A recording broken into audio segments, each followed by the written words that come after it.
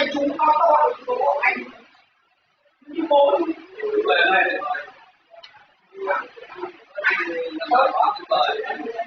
không ôi tiền không các cấp này có ý kiến không thôi thế thôi nghe đến đấy thôi các bậc phụ huynh về bên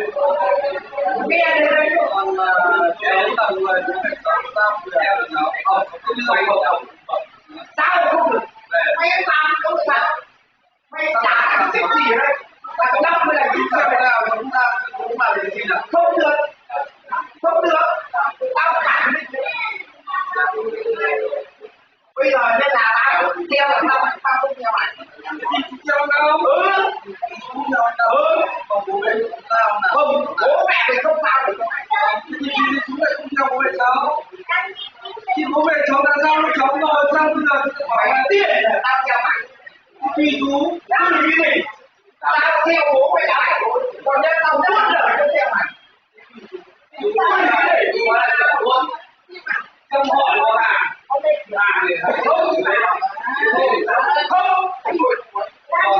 không muốn đâu không theo này còn tao chửi mày đấy khi nào phải đi học ôi mày ơi đây này nó nói còn bây giờ mẹ chạy ra làm cái gì là nó phải có đây lớn chỗ đó chỉ nào nó nghe đang rồi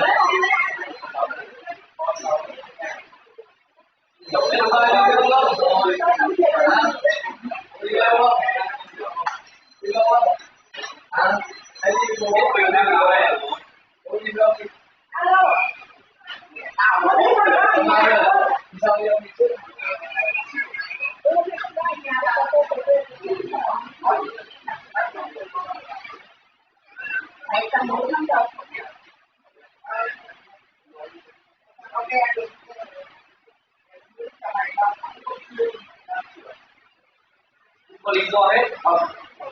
lý gì phải đi bộ có lý do gì không phải lý gì không phải to để em nó phải dài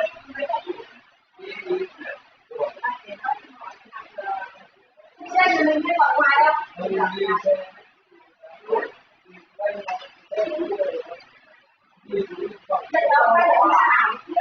chết mà sáng lại nói mày nói nó không nghe đâu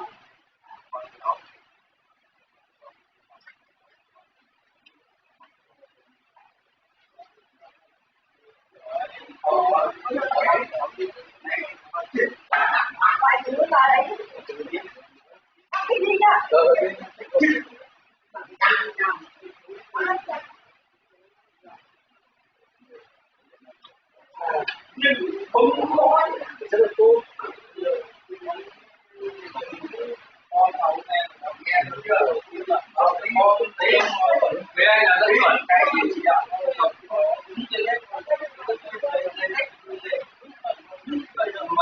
không mà được mày không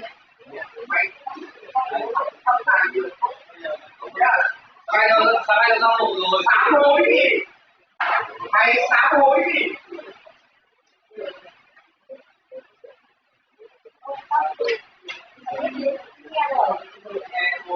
nghe không được cả còn cái gì nghe được thì nghe không nghe đâu bây giờ còn đúng rồi con dối bây giờ mình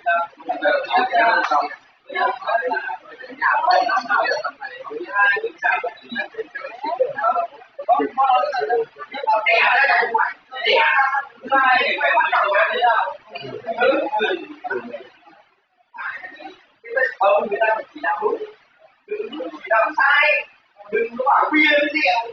đừng có bảo nói làm tất cả đều là mâu thuẫn về cái gì đâu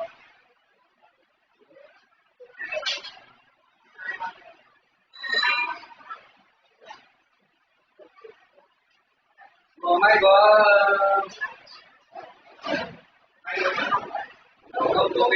con gái Diệu về. Con gái Diệu về. Có cái gì mấy ngày đã biết là các hôm nay công tác bên nói chuyện là có ông Vinh công tác